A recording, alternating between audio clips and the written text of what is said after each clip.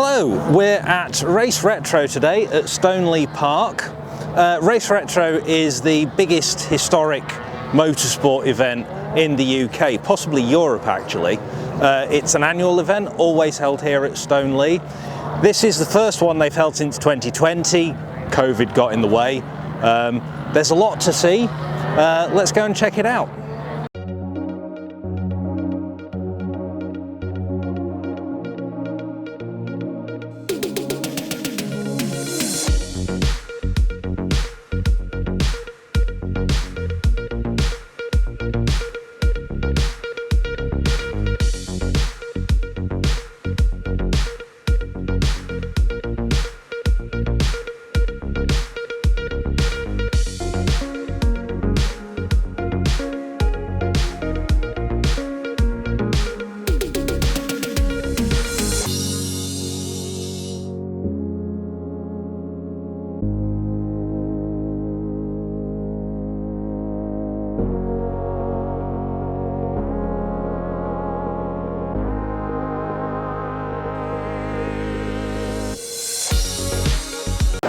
This demonstrates the variety there is at Race Retro. We're on the Santa Pod stand, Santa Pod Raceway.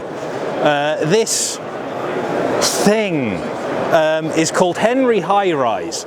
It started out in life in, I think, 1959 as a Ford Consul, which was sort of middle manager's saloon.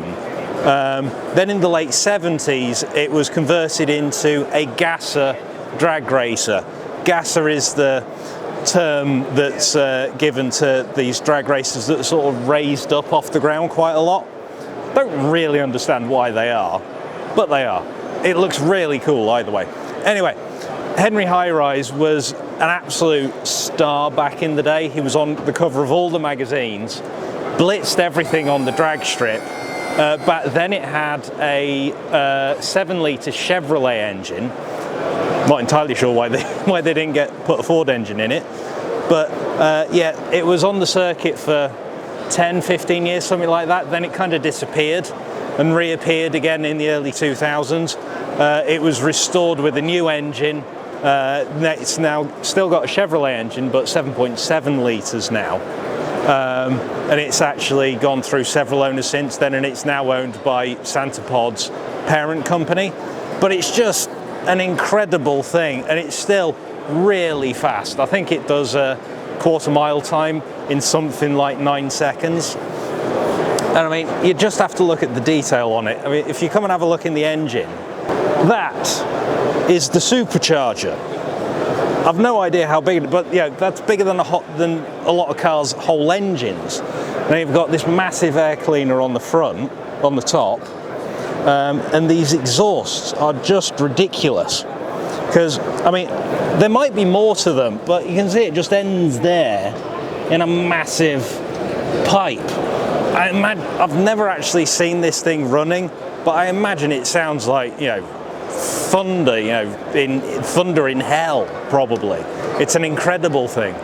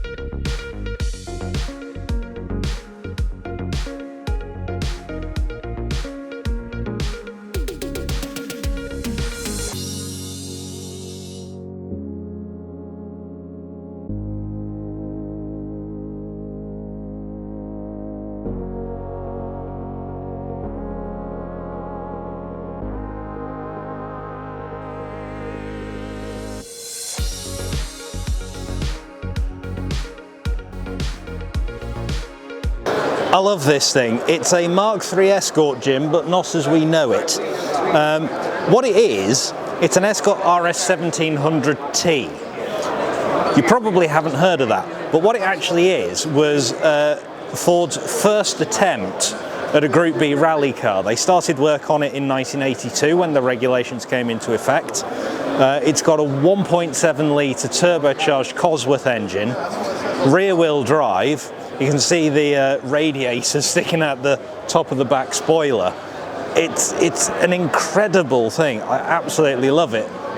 The thing is, by the time it was ready, in about 1984, it was by that stage perfectly obvious that rear-wheel drive wasn't the way to go in Group B. They just weren't going to win anything. So they basically cancelled the entire programme and started work on the RS 200 in 1984, which obviously matched the Group B template that had been kind of set by then. Mid-engined, four-wheel drive, lightweight body, nothing to do with the production car whatsoever, but they did build some for homologation purposes. As it was, the RS 1700 didn't go totally to waste. It did rally in some national championships. I believe this one actually contested the South African Championship with some success, actually. If it was in the right environment, it could actually do quite well, but it just wasn't going to work in the World Championship without four-wheel drive.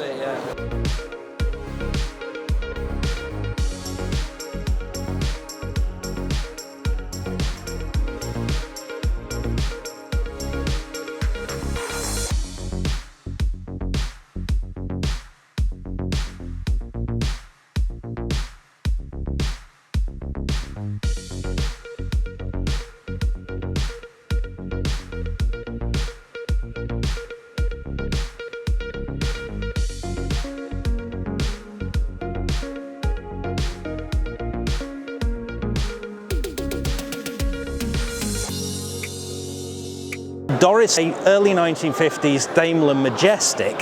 Think of it as a semi-posh saloon. Daimler had the contract for the royal family. This was their sort of junior luxury car. Doris here is probably the most unlikely race car in the world. She's basically completely standard. They have a 4-litre 6-cylinder engine, I think, maybe a V8. But she's basically body on frame, probably wooden frame within the body. And it's just, look at it, it's the least unlikely race car you can think of. The guy who owns it, Peter Barker, he hill climbs it. He contested this year's historic Monte Carlo rally in it. Unfortunately, he didn't manage to finish. He's going to be contesting hill climbs this year, so if you can get out and see it, do so, because it's a fabulous thing to see on the hills. It's not fast, in all honesty, but it is wonderful to see this kind of thing still being used like that.